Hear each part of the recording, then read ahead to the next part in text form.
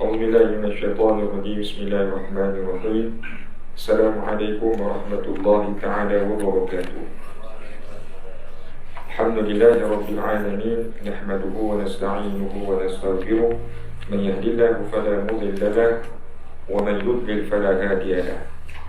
أشهد أن لا إله إلا الله وحده لا شريك له، وأشهد أن محمدا عبده ورسوله.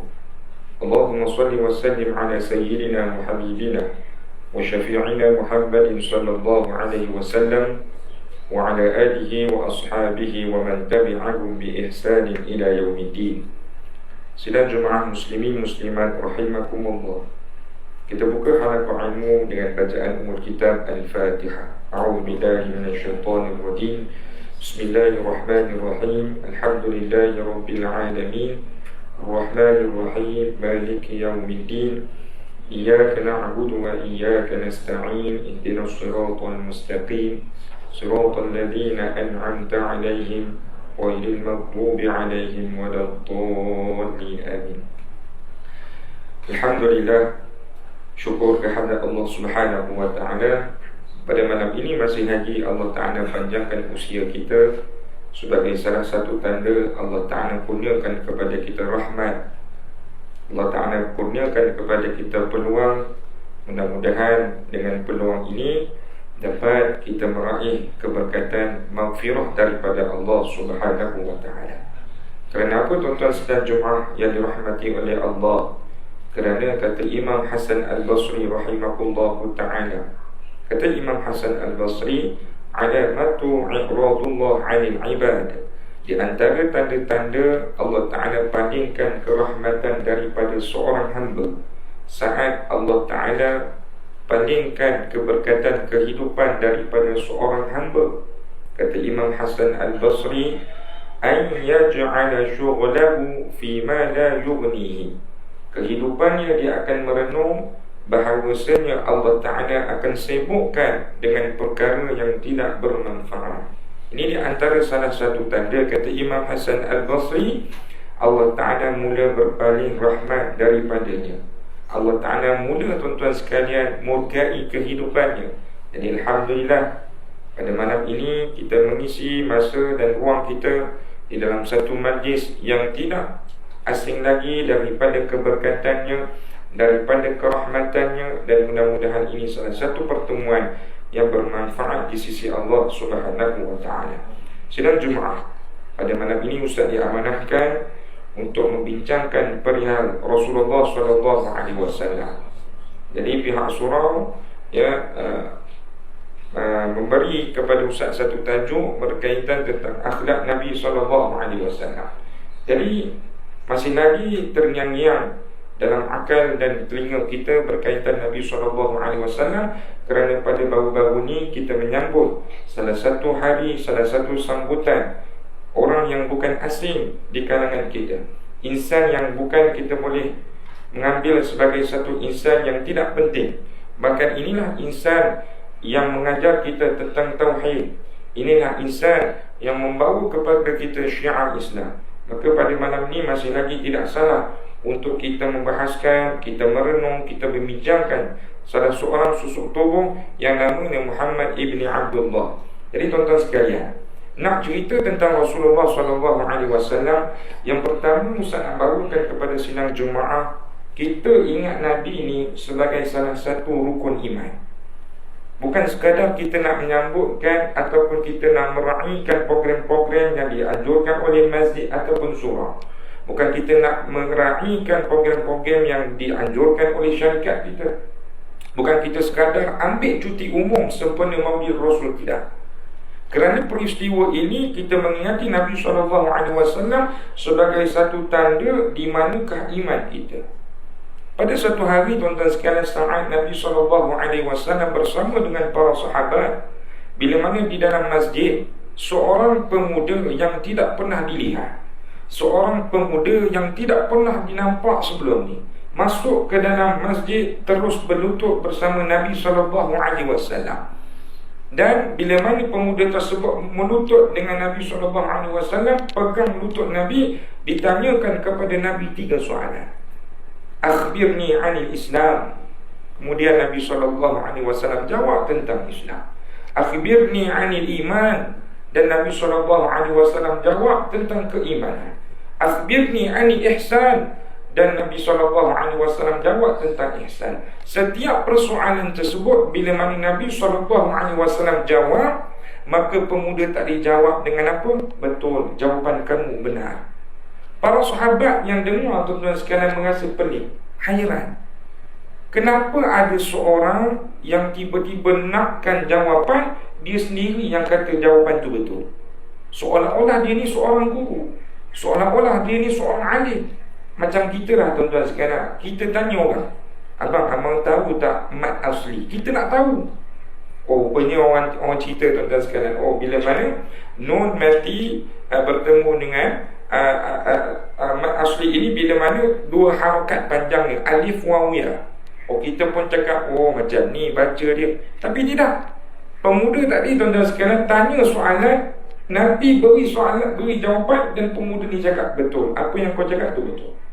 Jadi tuan-tuan sekalian, dipendekkan cerita, pemuda tadi keluar daripada masjid, dan Nabi SAW menerangkan kepada para sahabat, inilah Jibril alaihissalam. Nak tahu tuan-tuan sekalian cerita tentang Islam, iman dan ihsan, usah pendekkan cerita. Pada saat itulah tuan-tuan sekalian, kita tahu bahawasanya Islam ini rukunnya Islam 5 perkara. Daripada syahadah, daripada solat, daripada puasa, zakat dan haji. Ini yang dijawab oleh Nabi SAW. Kemudian Nabi ditanya berkaitan tentang iman, maka terbitlah rukun iman yang 6 perkara tersebut. Bukan direka oleh para alim ulama, bukan direka oleh ustaz-ustaz berkaitan 6 rukun tersebut, tapi ini dibawa oleh Nabi SAW yang diperakui oleh malaikat Jibril alaihissalam. Beriti tentang keimanan. Salah satunya tuan-tuan sekalian, beriman kepada Rasul Allah. Sebab itu kita meraihkan Maulid Rasul ni, kita nampak ada orang excited sampai hari Maulid Rasul ni tuan-tuan sekalian, dia ni sanggup. Hari ni Tok Imam, saya nak buat makan, saya nak tumbang seekor lembu. Ada di tempat ustaz tu, dia tumbang seekor lembu, dia nak buat kenduri, dia nak rasa orang ni seronok hari ni. Aduh. Sedangkan satu hari tuan-tuan sekalian, bila mana saat Nabi SAW dilahirkan, kita tahu tuan-tuan sekalian, pakciknya Abu Lahab, yang bukan ada keimanan kepada Nabi, yang tidak mengakui apa yang Nabi SAW bawa, tapi pada hari tersebut mai rasa seronok anak kecil ni keluar, mai rasa seronok bayi ni dilahirkan. Pada waktu tersebut belum ada lagi keislaman, belum lagi cerita tentang Islam, tapi kelahiran Nabi ni membawa 1000 kegembiraan. Hatta orang yang benci Islam, namanya Abu Lahab.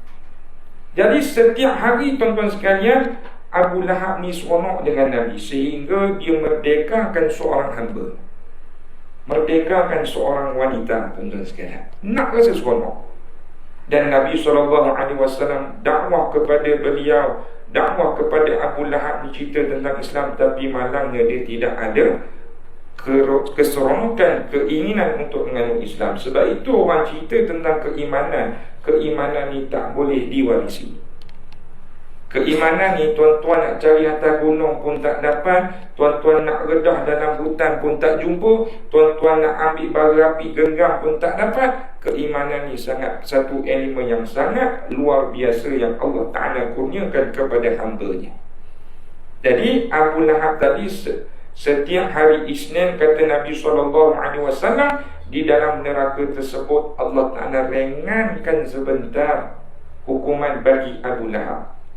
Kenapa tuan-tuan sekalian? Kerana pada ketika dahulu dia gembira datangnya Nabi SAW ke atas muka bumi ini, itu Abu Lahab yang memang confirm duduk dalam neraka. Tapi setiap hari Isnin dia diringankan azab.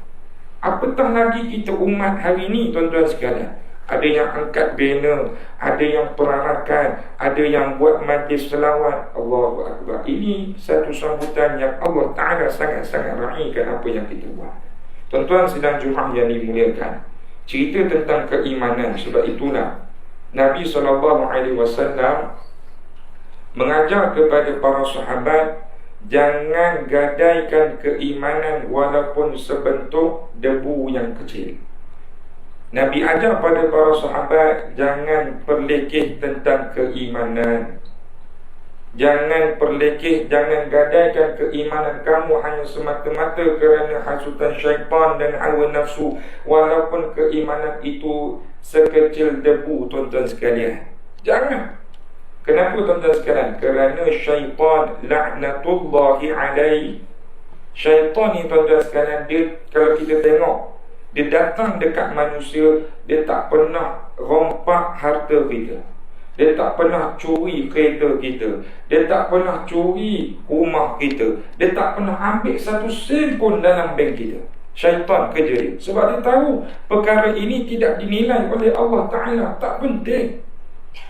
Di sisi Allah Ta'ala perkara ini tak dipandang oleh Allah. Tapi apa yang dicuri di hati-hati orang Islam daripada sudut keimanan mereka, dia curi tanpa, dia ambil tanpa, tuan-tuan sekalian. Kalau boleh dia nak seseorang hamba Allah Ta'ala mati, kalau boleh jangan ada iman, keluar daripada Islam. Kalau ada di antara hamba Allah Ta'ala yang berkahwin, dia akan hasut supaya bercerai. Kalau ada hamba Allah Ta'ala yang tahu tentang solat, kalau boleh dia curi solat dalam hati mereka. Ini di antara strategi syaitan laknatullah yang kita kadang-kadang tak perasan. Sebab itu kata Nabi SAW, jadidu imanakum. Nabi beri nasihat pada sahabat, perbaharuilah iman kamu, usahalah tentang iman, tingkatkanlah tentang keimanan. Jadi para sahabat bertanya, kaifa nujaddi imanana? Macam mana kami ni nak memperbaharui iman kami ya Rasulullah? Maka Nabi SAW beri satu amalan, akthiru min qawli la ilaha illallah. Perbanyakkan kalimah la ilaha illallah. Tuan-tuan sekalian, cerita tentang la ilaha illallah ini satu zikir yang sangat luar biasa. Hatta Nabi SAW mencerita dalam sepotong hadis yang mafhumnya, tuan-tuan sekalian, kalimah la ilaha illallah apabila kita mengucap dengan secara ikhlasnya, maka diri kita akan terhindar daripada kemungkaran dan kemaksiatan. Diri kita ini Nabi jamin keluar daripada kemungkaran dan kemaksiatan bila mana dalam hati kita ini ada satu kalimah la ilaha illallah. Satu hadis lagi Nabi SAW cerita yang mafhumnya, keluarlah seseorang hamba Allah Ta'ala daripada neraka bila mana saat kehidupannya keluar daripada mulutnya kalimah la ilaha illallah.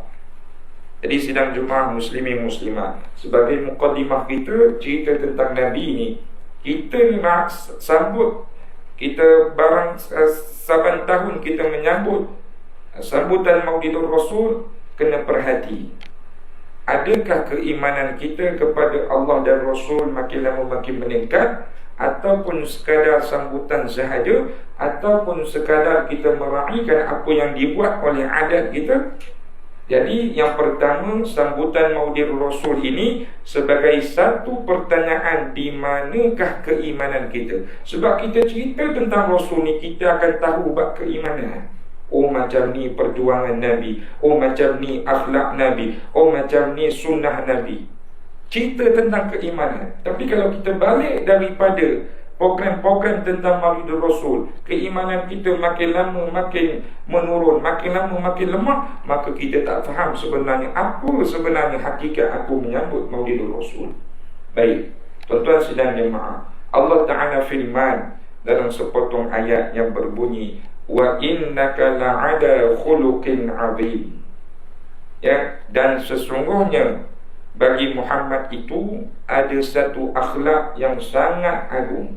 Bagi Muhammad itu peribadinya akhlak yang sangat agung. Sidang Jumaah, nak cerita tentang Nabi Muhammad ini, kita tak perlu bertanya kepada orang.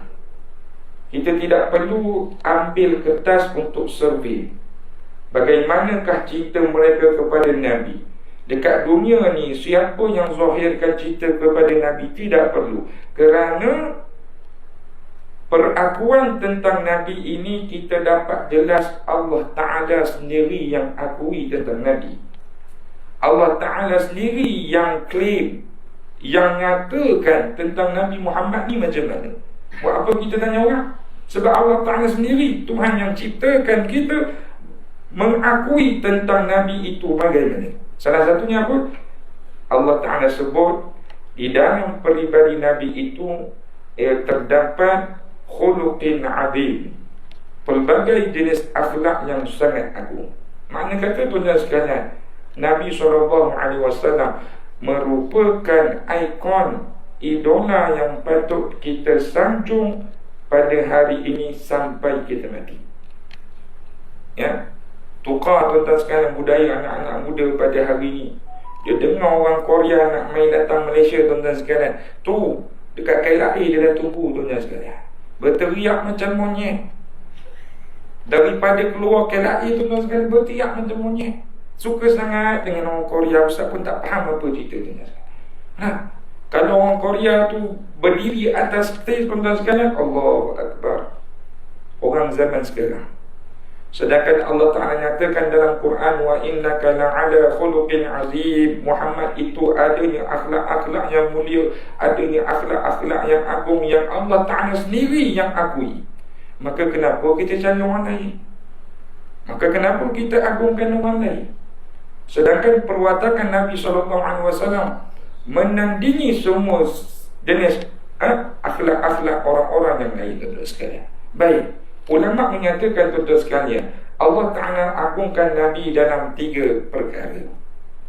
Ya, Allah Ta'ala ciptakan Nabi, Allah Ta'ala lahirkan Nabi di atas dunia ini, Allah Ta'ala agungkan kepada Nabi ini dalam 3 sudut aspek perkara. Yang pertama, Allah Ta'ala cinta kepada Nabi dan Allah Ta'ala berikan kepada Nabi keagungan daripada sudut kejadian Nabi. Kita sedia maklum, cerita tentang Nabi lahir, banyak keajaiban yang berlaku. Haiwan-haiwan yang dahulunya, tuan-tuan sekalian, tidak mempunyai susu, maka lahirnya Nabi banyak susu-susu di haiwan-haiwan tersebut. Tanaman-tanaman yang dahulunya, tuan-tuan sekalian, kering kontang, bila mana saat Nabi lahir, tuan-tuan sekalian, tanaman mula subur. Pada waktu tersebutnya, tuan-tuan sekalian, dinyatakan dalam satu riwayat, keluarnya cahaya sampai negara Syam bila mana saat Nabi SAW lahir. Ibu baginda Nabi SAW tidak pernah merasakan sakit walaupun sikit pun, tuan-tuan sekalian, keluarkan daripada rahim ibunya, tuan-tuan sekalian, satu insan yang sangat mulia. Kenapa? Ini kelebihan Nabi. Allah Ta'ala ciptakan Nabi dan Allah Ta'ala lebihkan Nabi daripada sudut kejadian Nabi. Dalam satu riwayat menyatakan, tuan-tuan sekalian, dalam satu syair menyatakan, tuan-tuan sekalian, ya, ada syair menyebutkan bahawasanya ciptaan Nabi ini, Allah Ta'ala ciptakan Nabi ini dalam sudut Nabi boleh pilih sendiri macam mana nak jadi. Dalam satu syair menyatakan, yang dalam satu syair itu menyebutkan, tuan-tuan sekalian, Nabi boleh pilih nak muka macam mana, nak hidung macam mana, nak telinga macam mana, nak mulut macam mana. Dan ini di antara keistimewaan Nabi SAW. Dan juga bila bertanya kepada Siti Aisyah radhiyallahu anha tentang Nabi, maka Siti Aisyah menjawab, ini akhlak Nabi, inilah peribadi Nabi. Dan Siti Aisyah menyatakan pada zaman tersebut, ramainya wanita-wanita kaum tersebut tergiris. Bukan tergiris daripada sudut tergirisnya, ya, bila mana seorang ataupun kumpulan wanita melihat Nabi Yusuf alaihissalam lalu di depan wanita ni, tuan-tuan sekalian, tampannya Nabi Yusuf ni, tuan-tuan sekalian, sampai wanita ni tak sedar dia giris darinya sendiri. Masa tu tengah potong-potong, tuan-tuan sekalian, bawang, tengah potong-potong buah dan sebagainya. Nampak Nabi Yusuf, lalu tampannya Nabi Yusuf, perempuan ni pun tak sedar dia tergiris jari jemarinya sendiri. Tapi cerita bab Nabi, kata Siti Aisyah, ramai wanita pada zaman tersebut tergiris daripada hati mereka. Kenapa? Melihat ketampanan Nabi SAW. Yang kedua, Allah Ta'ala lebihkan Nabi SAW daripada sudut ibadah yang tidak ada tolak bandingnya. Cerita tentang ibadah, Nabi SAW yang paling banyak beribadah. Ceritakan tentang buat baik pada orang, Nabi SAW yang paling banyak buat baik kepada orang. Cerita tentang paling banyak bersedekah, Nabi SAW yang paling banyak bersedekah. Dinyatakan dalam satu riwayat, hatta Nabi SAW pernah berpuasa dengan puasa wisal. Puasa wisal ini bermaksud puasa yang tidak ada henti. Pagi nanti sahur, malam nanti tidak berbuka, terus jalan tuan-tuan sekalian berpuasa. Dan bila mana para sahabat dengar kita perkara ini, dan para sahabat nak tiru ibadah ini, Nabi larang. Nabi kata, kamu tidak mampu. Dan puasa ini disyariatkan khusus kepada aku, untuk Allah Ta'ala beritahu kepada kita pada hari ini, inilah kelebihan Nabi. Nabi mampu. Dan inilah antara perkara-perkara yang kita boleh memuji Nabi SAW sebagai satu umat, sebagai satu idola, sebagai satu ketua, yang Nabi ni bercakap, bukan sekadar bercakap, tapi buat perkara tersebut. Kadang kita ni tuan-tuan sekalian diberikan amanah, diberikan kuasa, boleh bercakap, tapi tak mampu nak buat. Allah Ta'ala lebihkan Nabi, Nabi bercakap dan Nabi buat apa perkara tersebut. Ini di antara Allah Ta'ala lebihkan perihal tentang Nabi SAW. Ataupun satu kisah lagi yang kita sedia maklum, bila mana Siti Aisyah radhiyallahu anha menyaksikan bahawasanya Nabi solat malam dalam keadaan kakinya bengkak. Kita sedia maklum cerita ni. Nabi solat sunat malam dalam keadaan kakinya bengkak. Maka Siti Aisyah bertanya kepada Nabi, ya Rasulullah, kenapa engkau solat dalam keadaan kaki engkau sakit, sedangkan jaminan syurga buat engkau ya Rasulullah? Nabi tidak pernah menyatakan, akulah orang yang paling baik, akulah orang yang paling mulia, ataupun Nabi jadikan aku tak perlu solat lebih-lebih, sebabkan kalau aku solat lebih-lebih pun aku dah masuk syurga. Tidak. Tapi Nabi tunjukkan satu ikon yang mulia. Solatnya banyak pada waktu malam. Nak ceritakan, Nabi sebut dalam kisah tersebut, afala akunu abadan syakura. Wahai Aisyah, salah ke aku nak jadi orang yang bersyukur? Sebab itu dalam konteks solat ni tuan-tuan sekalian, kita kena jadikan solat ini luar daripada konteks yang telah kita faham. Kadang ada orang kata, solat ni ustaz sebab suruhan Allah. Betul, memang suruhan Allah. Kita dengar lawangan azan, kita mai datang solat. Kita dengar lawangan azan, kita datang ke rumah Allah Ta'ala dirikan solat. Betul suruhan Allah, tapi kena jadikan luar daripada konteks tersebut. Aku hari ni solat bukan sekadar aku nak ikut perintah Allah, tapi inilah tanda aku nak zahirkan rasa syukur aku kepadanya. Banyak dah aku buat salah sebelum ni, tapi hari ni Allah Ta'ala masih lagi panjangkan usia aku. Anak-anak aku alhamdulillah dapat pekerjaan yang baik, aku dapat seorang isteri yang baik, aku dapat seorang suami yang baik, keluarga aku masih lagi duduk dalam keadaan yang bahagia. Jadi aku nak solat, ini tanda aku nak zahirkan rasa syukur kepadanya. Kalau ada rasa macam tu tuan-tuan sekalian, percaya dan yakin cakap ustaz, kita tidak akan malas menunaikan solat. Sebab apa? Tanda terima kasih. Nah, tapi kalau kita menyatakan bahawasanya Allah Ta'ala suruh solat, kadang anak-anak kecil ni tuan-tuan sekalian dimarah oleh ayahnya, dibeletir oleh ibunya, kadang-kadang bangun angkat takbir, tak ada langsung rasa nak ubudiyah pada Allah. Sebab apa? Dah train lah, aku solat ni sebab ayah aku je, aku solat ni aku tak nak dengar mak aku beletir. Jadi bermula daripada angkat takbir sehingga tahiyatul akhir, dia merasakan solat ini tidak ada apa-apa.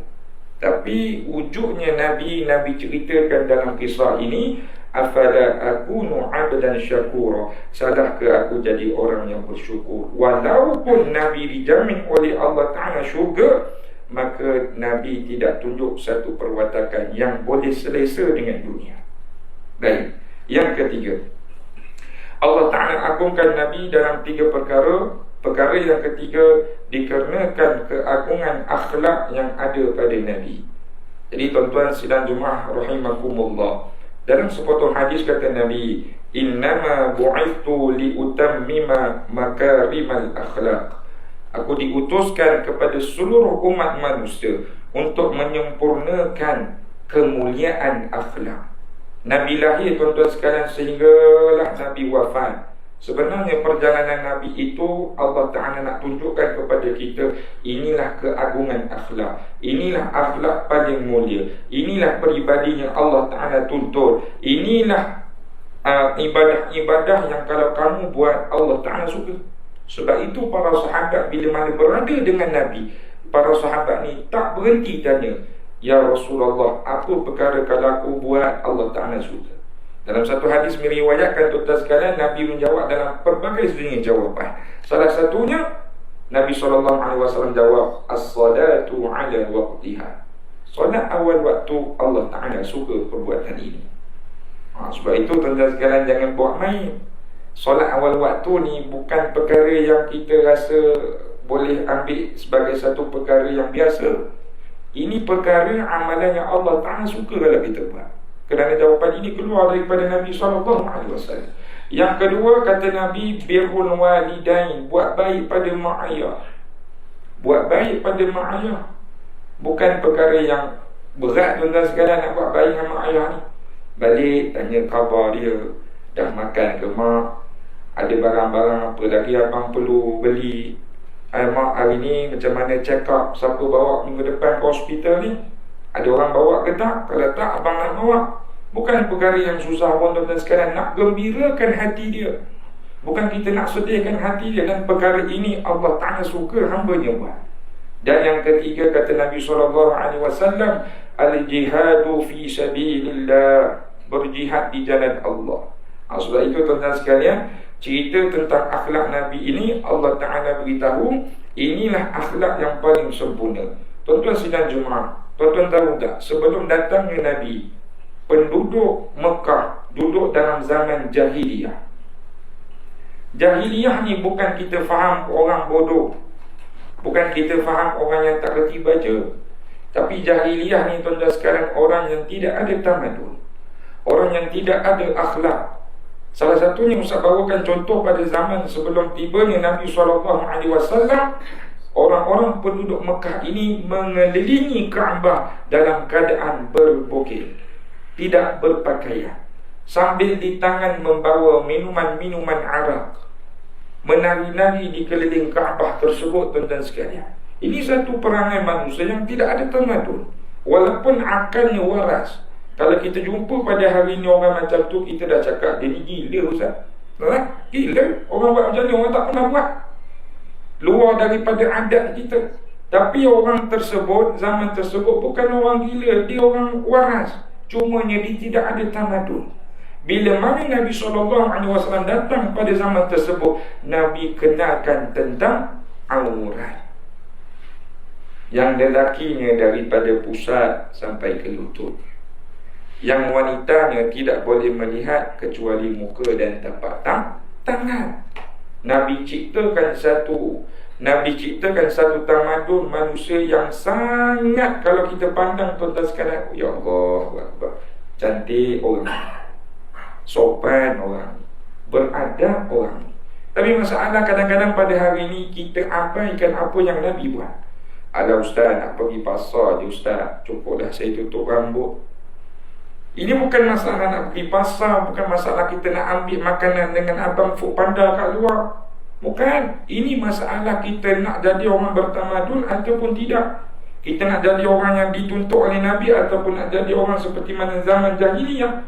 Maka Nabi SAW ceritakan dalam sepotong hadis lagi, di antara tanda-tanda pengakhiran akhir zaman, bila mana wanita itu berpakaian seperti telanjang. Dia ada baju, ada seluar, tapi seumpama dia bertelanjang. Akhir zaman sudah hampir dengan kami. Maka pada hari ini, tuan-tuan sekalian, cerita bab Nabi, cerita bab ni. Sebab itu Ustaz kata kita kena ambil satu motivasi tentang mana iman kita. Tanya, di manakah iman kita? Sebab kan Nabi, kalau kita nak ceritakan tentang kisah Nabi, Allahu Akbar, Subhanallah, keimanan mereka pada zaman terdahulu, ya Allah, perfect. tinggi, sempurna. Tapi satu hari bila mana Nabi ni bertemu dengan para sahabat, Nabi ceritakan, luahkan satu perasaan yang sangat cemas. Kata Nabi, aku risau akan saudara-saudara. Maka para sahabat dengar, adakah kami yang kamu maksudkan wahai Rasulullah? Tidak, kamu adalah sahabatku. Yang aku risau adalah orang yang tidak pernah bertemu dengan aku. Maknanya kita hari ini, Nabi risau akidah kita macam mana. Hari ini orang bukan sekadar tidak beriman pada Allah, ada juga orang yang mencaci Allah. Ada orang yang keluar daripada Islam saat menyebut nama Allah Ta'ala dengan satu sebutan yang hina. Ada. Hari ini juga akidah kita macam mana tuan-tuan sekalian. Kalau solat itu kita tidak tegakkan, kalau puasa pun kita tidak mampu. Macam mana akidah kita, sedangkan perkara tersebut masuk dalam rangkuman inilah Islam. Sebab ini perkara yang Nabi sangat risau. Nabi bawa dah comel, Nabi bawa dah sempurna. Takut bila mana saat tidak ada Nabi, perkara itu dah menjadi satu perkara yang diabaikan oleh umat manusia. Baik, cerita tentang akhlak tadi dan cerita tentang orang Arab Jahiliyah tadi, tuan-tuan sekalian, ada satu kisah. Kalau tuan-tuan pernah dengar namanya Abu Zar Al-Ghifari. Abu Zar Al-Ghifari menceritakan, tuan-tuan sekalian, seorang sahabat Nabi yang terkenal dengan sifat zuhud. Sebelum dia kenal Nabi, Abu Zar ini adalah seorang ketua bagi puak Al-Ghifar. Al-Ghifar ni macam contoh satu kumpulan di daerah, tuan-tuan sekalian, yang terkenal sebagai Quta'ut Tariq, ya, sebagai terkenal pemisah jalanan. Apa maksud pemisah jalanan? Orang nak lalu tempat kawasan dia akan tahan dahulu. Apa yang ada di dalam beg kamu, apa yang ada di dalam tangan kamu, apa yang ada di dalam poket kamu, hari ni keluarkan semua. Kami nak harta ni. Dia jadi macam gangster jalanan. Ketua tu adalah Abu Zar. Jadi bila mana saat Nabi Muhammad SAW sebarkan Islam ya di bumi Mekah, Abu Zar ni dengar nama Muhammad ibni Abdullah. Yang pertama, Abu Zar ini utuskan dia punya pengikut pergi tengok dekat Mekah tu ada tak nama Muhammad ibni Abdullah. Jadi dipendekkan cerita, pengutus dia tadi pun bawa balik, dia kata, wahai ketuaku, memang ada seorang hamba yang bernama Muhammad ibni Abdullah yang memang dibawa satu akhlak yang baik, satu ajaran yang sempurna. Jadi Abu Zar Al-Ghifari ni rasa tak boleh jadi. Takut dia memain peranan, Nabi ni memain peranan, kumpulan dia tadi tak boleh buat kerja dia. Jadi Abu Zar ni pergi tengok sendiri. Sampai di Mekah, Abu Zar ni duduk di depan Kaabah. Duduk daripada pagi sampai ke petang hari. Manakala pada waktu tersebut, tuan-tuan sekalian, syiar Islam ini dah mula meluas. Dan Sayyidina Ali nampak orang ni bukan orang yang biasa datang ke Mekah. Macam kita lah di dalam surah An-Nur ni, tuan-tuan sekalian, tuan-tuan kalau semayang biasa tengok orang yang tak pernah tengok, tuan-tuan akan kata, siapa ni ya? Di mana dia datang? Tak pernah nampak, kan? Jadi Sayyidina Ali ni pun nampak dia ni bukan orang kita. Dia ni tak pernah lihat sebelum ni. Tapi Sayyidina Ali tenang, sabar dahulu tengok. Daripada pagi sampai ke petang dia tengok Abu Zar ni memang duduk di situ. Jadi apa Sayyidina Ali ni buat, tuan-tuan sekalian? Wahai sahabatku, marilah datang. Aku tahu engkau adalah orang musafir, mari datang ke rumah aku. Dan Abu Zar ni pengikut, tuan-tuan sekalian. Dia nak tengok macam mana akhlak dan orang yang ditarbiahkan oleh Nabi. Dia pergi, tuan-tuan sekalian, balik ke rumah. Dipendekkan cerita, Sayyidina Ali ni beri makan, beri tempat tinggal dan segalanya, beri tempat tidur, tuan-tuan sekalian. Hari pertama macam tu, Abu Zar ni tengok lagi. Hari kedua Abu Zar ni pergi lagi ke Mekah. Sayyidina Ali ni nampak, Sayyidina Ali tak bertanya lagi, mari datang ke rumah aku lagi, kau kena tidur lagi kat rumah aku. Pergi lagi, tuan-tuan sekalian, 2 malam sampai ke malam yang ketiga, 3 hari, tuan-tuan sekalian. Sampai ke 3 hari, Barulah Sayyidina Ali bertanya, wahai pemuda, aku nak tanya engkau, apa sebenarnya matlamat engkau datang ke sini? Abu Zar, tuan-tuan sekalian, terus kata, aku nak bertemu dengan Muhammad ibni Abdillah, nak jumpa Nabi Muhammad. Jadi tuan-tuan sekalian, saat macam itulah Abu Zar ni bawa cerita, beritahu ke pengikutnya, Muhammad ni bukan orang yang biasa. Sebabkan dia tak berjumpa lagi Muhammad, dia baru jumpa Sayyidina Ali, orang yang dapat didikan oleh Nabi, dah dapat layanan yang terbaik. Tuan-tuan sekalian, asuhan daripada Nabi, Sayyidina Ali tu cerita, dan Sayyidina Ali tu membawa satu akhlak yang luar biasa. Tak tanya dulu orang, nampak pelik tak tanya. Main datang makan, minum dulu kat rumah aku. Ada tempat tinggal? Tak ada, tidur kat tempat aku. Kita pada hari ini nampak orang pelik, rasa macam mana tuan-tuan sekalian? Imam panggil polis, rasanya benda ni, orang ni tak elok ni, tak jahat-jahat ni. Sebelum tanya pun tuan-tuan sekalian nak. Sebenarnya inilah di antara adab Nabi. Nampak orang musafir layan paling tidak 3 hari. Kita beri azan, laluan azan dahulu, kita terus boleh azan. Kita beri laluan dulu ya. Boleh azan dulu. Mudah-mudahan orang sekeliling tahu masuk waktu. Kami Ustaz sama insya-Allah.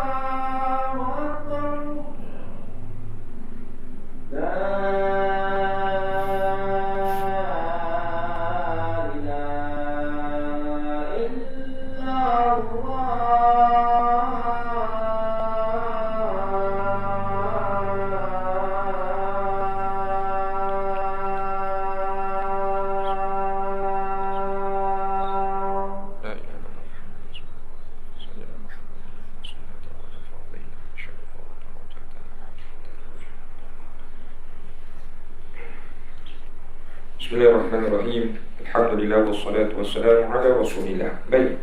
Disambung perihal cerita tentang Rasulullah sallallahu alaihi wasallam. Jadi tuan-tuan sekalian, banyak kelebihan berakhlak dengan akhlak Nabi ini. Sebab tuan-tuan sekalian, siapa yang berakhlak dengan akhlak Nabi, macam kita nampak tadi lah, seperti mana Sayyidina Ali. Tidak perlu Nabi suruh. Tidak perlu Sayyidina Ali ni bertanya kepada Nabi, apa perlu saya buat kepada pemuda yang luar kawasan. Tidak perlu. Benda ni jadi satu refleks sendiri. Dan ini dikatakan sebagai akhlak menurut pandangan ilmu Imam Al-Ghazali rahimahullah ta'ala. Kata Imam Al-Ghazali, akhlak ini adalah satu tindakan yang refleks. Contoh tuan-tuan nampak satu sampah di surau ni, satu kumpulan sampah. Kalau tuan-tuan ada akhlak, perkara itu menjadi satu refleks. Ambil sampah, terus letak di tempatnya. Nampak satu kipas yang tidak tertutup, sedangkan di tempat itu tidak ada orang. Cari suis tutup, kerana itulah akhlak. Dan kita mudah nampak orang yang tidak ada akhlak, dia nampak perkara tersebut tapi dia abaikan perkara tersebut. Kita tahu nak orang yang tak ada akhlak. Sebab akhlak itu perkara yang refleks. Nampak perkara yang baik, dia buat. Nampak perkara yang tak baik, dia tinggal. Dia dah biasa, tak perlu tanya. Nampak sampah, dia perlu cari nombor Tok Imam dia. Cari nombor Tok Imam. Imam, ni ada satu sampah ni, tisu dekat kapet ni, apa perlu saya buat? Tak perlu. Kan perlu meeting dulu tuan-tuan sekalian. Mana ada. Ini perkara akhlak, ambil dan buang. Nampak? Jadi inilah dididikkan oleh Nabi SAW, bermula daripada keluarga, para sahabat, tabi'in, sampailah pada kita pada hari ini. Tuan-tuan sidang Jumaat, saya nak cerita tentang kelebihan berakhlak dengan akhlak Nabi. Ya, tadi kita dah ceritakan sedikit tentang peristiwa Nabi. Kita nak cerita tentang akhlak, kelebihan dengan berakhlak Nabi. Yang pertama tuan-tuan sekalian, kalau kita ikut acuan yang dibuat, yang dikeluarkan oleh Nabi, kita ni akan dapat syurga. Sebab itu Ustaz beritahu tadi lah tuan-tuan sekalian, syaitan ingat, dia tak curi harta kita, tapi dia nak curi akhlak kita, nak curi iman kita, supaya kita ni tak payah masuk syurga. Tapi kalau kita ikut Nabi, jaminan boleh masuk ke dalam syurga Allah. Itu kelebihan berakhlak. Dalam satu hadis dinyatakan tuan-tuan sekalian, taqwallah wa husnul khuluq. Sahabat bertanya kepada Nabi, siapakah golongan yang paling ramai masuk ke dalam syurga? Jawab Nabi SAW, orang yang mempunyai takwa kepada Allah. Dalam yang kedua, wa husnul khuluq, orang yang ada orang yang ada akhlak-akhlak yang baik. Sebab itu tuan-tuan sekalian, kita ni special daripada orang Cina, kita ni special daripada orang India, kita ni special daripada orang kafir. Sebab apa? Dia memang ada juga akhlak-akhlak yang baik, kita tak nafikan.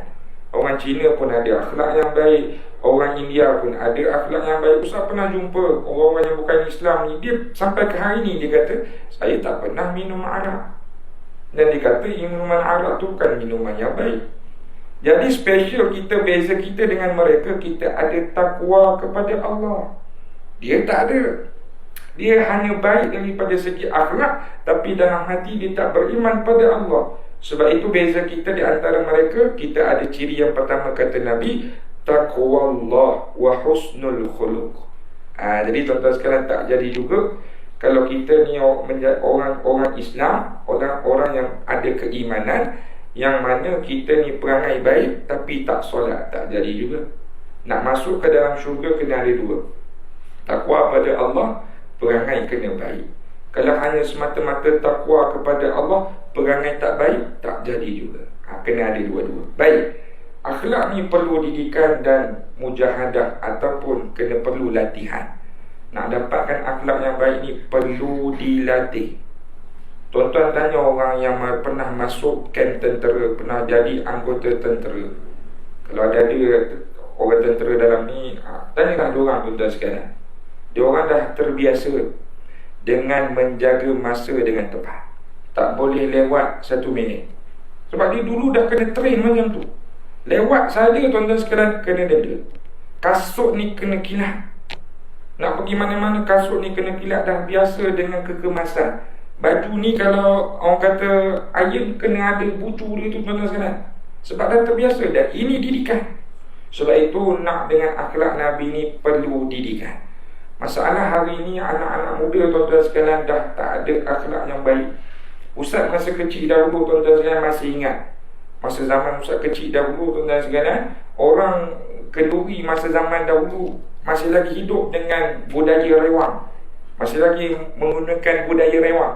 Makcik-makcik ni tuan-tuan sekalian tengah potong bawang, tengah potong sayur tuan-tuan sekalian, adalah seorang pakcik ni, lelaki ni, dia nak lalu di belakang makcik tadi, dia minta izin. Senang aku nak lalu belakang kau ni, lalulah. Ustaz pun tanya pada ayah Ustaz, kenapa orang tu sampai nak lalu belakang pun kena minta izin ya? Ayah Ustaz kata kena minta. Sebab sekarang ni dia tengah pegang pisau, buatnya dia terlatah, buatnya orang tu terbersit, buatnya orang tu menjerit. Dia melatah tu boleh musibah lah dekat dia. Contohnya kena pisau, tercucuk orang ke tu. Jadi ini dinamakan sebagai adab. Nampak perkara biasa. Tapi orang zaman sekarang, anak-anak muda lah, minta maaf tuan-tuan sekarang, lalu depan ayah, lalu macam orang, macam kawan dengan kawan. Nah, macam kawan dengan kawan. Sampaikan ayah nak tanya, nak gimana ni? Nak ke mana ni? Alah ayah, padahal abang jaga diri, ayah tak payah telepon lah. Orang zaman sekarang. Ustaz ada seorang sahabat tuan-tuan sekarang baru ni, dia nak ajak anak dia pergi kenduri pun tak dapat. Abang nak ke mana ni? Hari ni nak ke Sungai Besar. Oh, balik kampung. Balik kampung tengok nenek ngantuk. Balik semua nama. Tak ada, balik berdua. Anak-anak tak ikut. Mujur dia ikut. Sampai tak macam tu. Mujur baiklah kalau dia nak ikut. Hari ni tak nak ada orang nak bersama dengan mak ayah. Tak tahu kenapa. Jadi kenapa? Kerana kurang didikan. Jadi kena prepare balik, ceritakan tentang akhlak Nabi, ceritakan tentang peribadi Nabi. InsyaAllah tuan-tuan sekalian, perkara ni dapat boleh diubah. Yang kedua, kelebihan berakhlak dengan akhlak Nabi. Ganjaran berakhlak dengan akhlak yang baik ini, kata Nabi, boleh menyamai ibadah berpuasa dan berqiyamul lail. Baik itu tuan-tuan sekalian, di antara kekuatan kita kalau kita tak mampu nak bangun tiap-tiap malam berqiyamul lail, walaupun dah usaha dah, tapi tak mampu nak istiqamah, jangan gadaikan akhlak yang baik. Tolong. Kerana akhlak yang baik ini, kata Nabi, ganjarannya seperti mana?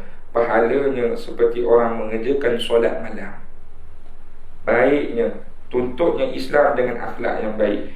Jadi janganlah jadi orang dah tak bangun qiyam, puasa sunat pun tidak, akhlak pun tak ke mana.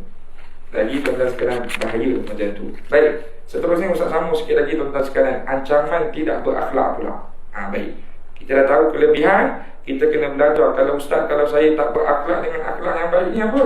Salah satunya tuan-tuan sekalian, kata Nabi SAW, kamu akan jadi orang yang muflis. Kalau tidak ada akhlak yang baik, kamu akan jadi orang yang muflis. Tuan-tuan sekalian, kalau kita jangan cerita muflis dekat akhirat, kita cerita dekat dunia ni saja. Tuan-tuan pernah jumpa orang yang muflis, orang yang tidak ada apa-apa? Pernah? Cuba tengok apa yang dia boleh buat kat dunia. Tuan-tuan sekalian, tak ada. Nak beli air, Milo kotak pun tak mampu tuan-tuan sekalian. Nak pergi keluar negara, kena blacklist. Nak buat loan, bank tak berani nak beri. Nak jumpa rapat-rapat dengan orang, orang pun dah mula takut. Dia ni tak ada harta, tuan-tuan, dia nak pau aku hari ni. Nak duduk dalam keadaan yang hina. Jadi tuan-tuan dan puan-puan, jangan kita jadi orang yang muflis. Seorang sahabat bertanya kepada satu hari Nabi bertanya pada sahabat. Nabi bertanya, siapakah yang kamu fikirkan orang yang muflis?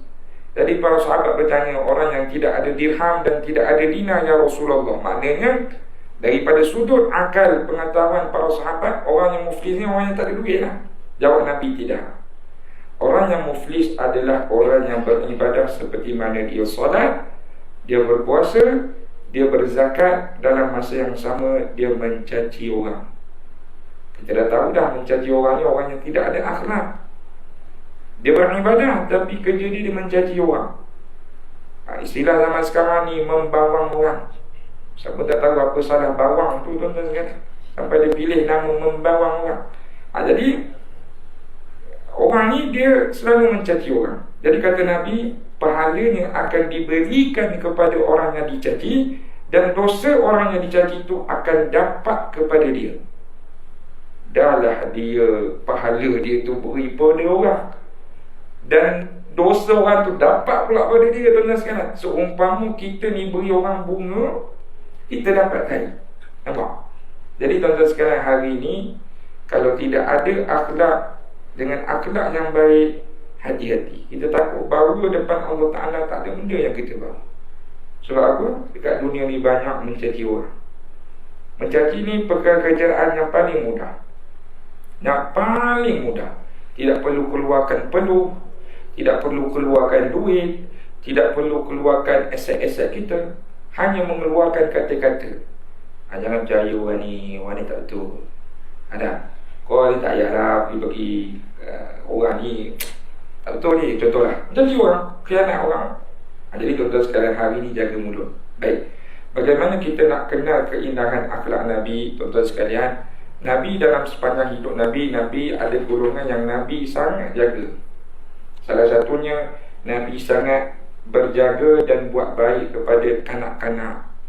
Hari ini tuan-tuan sekalian, Allah Ta'ala kurniakan kepada kita zuriat. Allah Ta'ala nampakkan kepada kita sekeliling kita ni ada anak-anak, kanak-kanak. Maka santunilah mereka. Kerana ini perbuatan Nabi.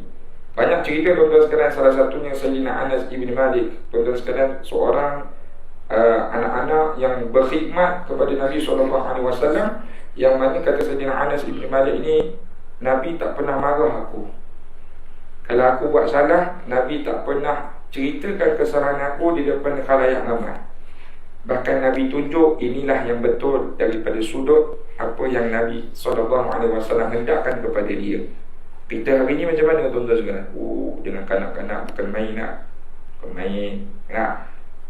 Keluar daripada masjid, bising, tak tentu arah. Contoh tuan-tuan sekalian, kita yang semayang Tok Imam pun terkejut tuan-tuan sekalian, apa benda pula berlaku kat belakang tu. Jadi kanak-kanak ni, yang pertama, dia ni tidak ada akal yang matang macam kita. Kita tak boleh nak samakan macam kita. Dia tak matang. Dan kanak-kanak ni tuan-tuan sekalian, special dia tidak ada dosa seperti mana kita. Bila mana dia berdoa pada Allah, doanya itu akan diangkat oleh Allah Ta'ala, sebab dia tak ada dosa. Sebab itu jangan abaikan kanak-kanak. Lebih-lebih lagi anak-anak yatim piatu. Nampak ya? Yang kedua, Nabi sangat menyantuni kepada golongan ibu dan wanita.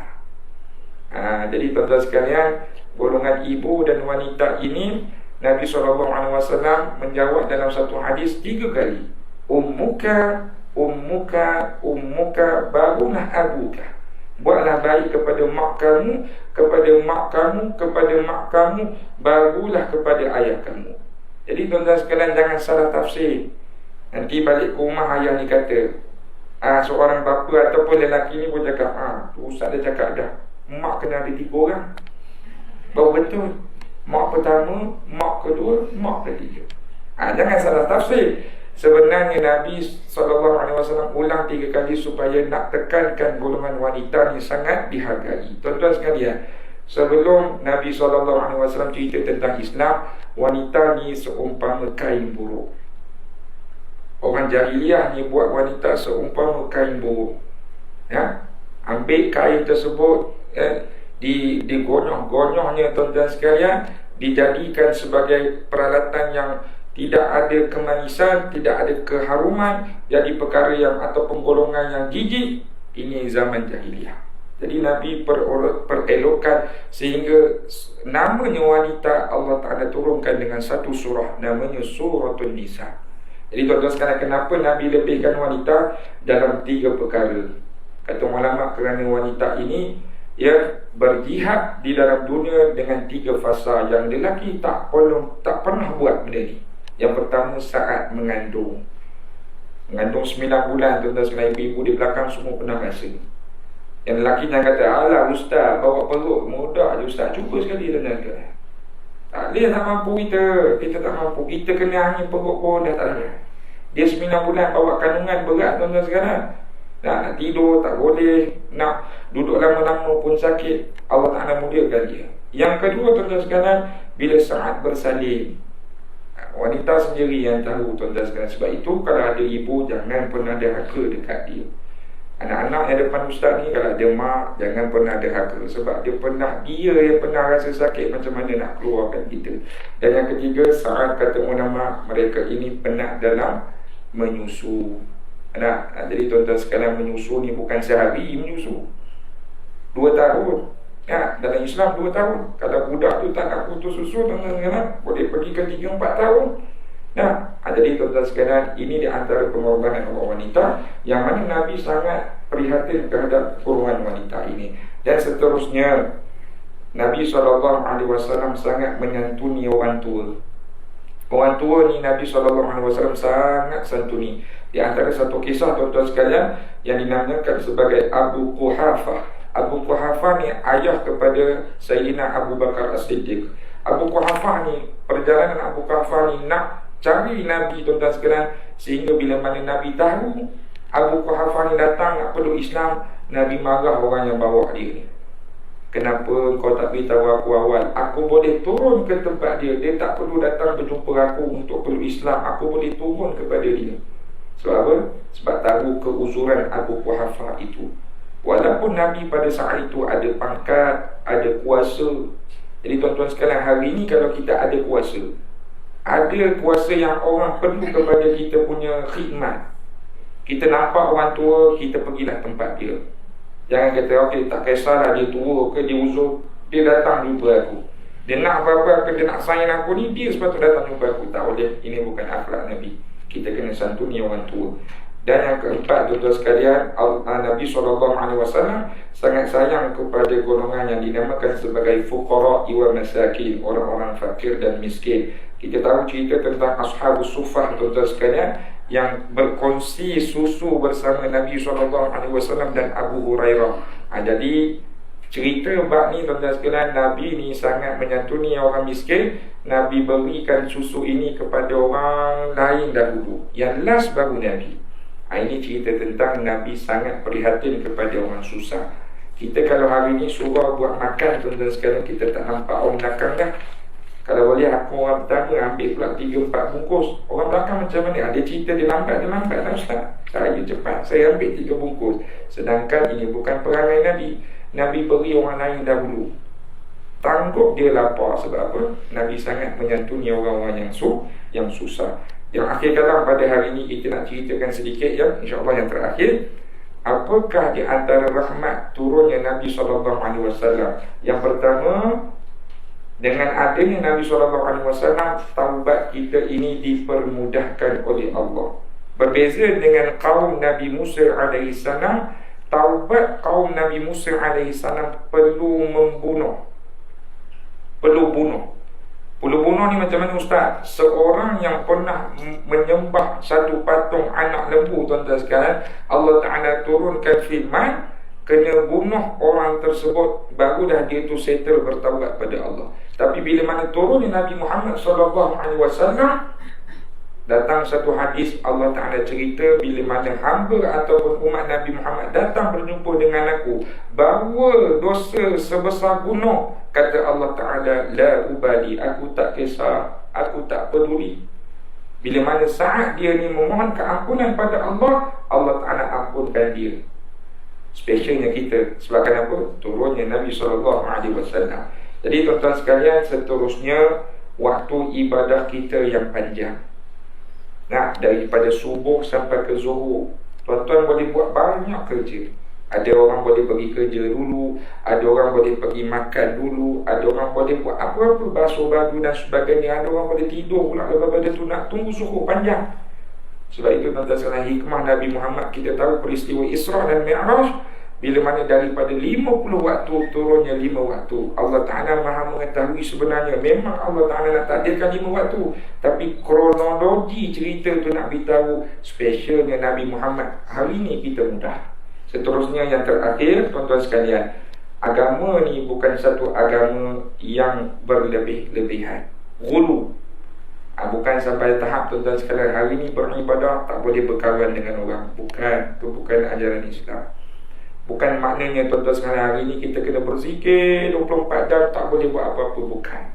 Ada 3 orang sahabat bertemu dengan Nabi. Dia cerita, mulai hari ni aku tidak mahu berkahwin kerana aku takut aku leka dengan pasangan. Mulai hari ni aku tak nak tidur, aku nak qiyam sepanjang hari. Aku takut masa aku ni tidak bermanfaat di sisi Allah.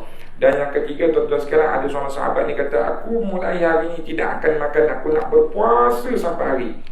Jawab Nabi SAW, aku seperti mana kamu. Aku beribadah, aku tidur dan aku qiyam. Aku berpuasa dan aku berbuka. dan juga aku berkahwin dengan wanita.